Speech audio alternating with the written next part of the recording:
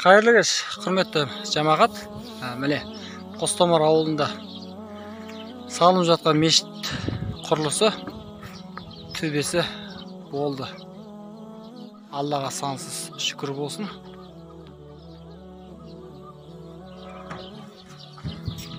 Енді Құдай қаласа ішкі жұмыстарына көшеміз. Соған демеушілік керек. Мешіт салуға өз үлесіңізді қосам десеңіз, мына төменде көрсетілген Каспий Голд арқылы өз қолдауыңызды білдірсеңіз болады.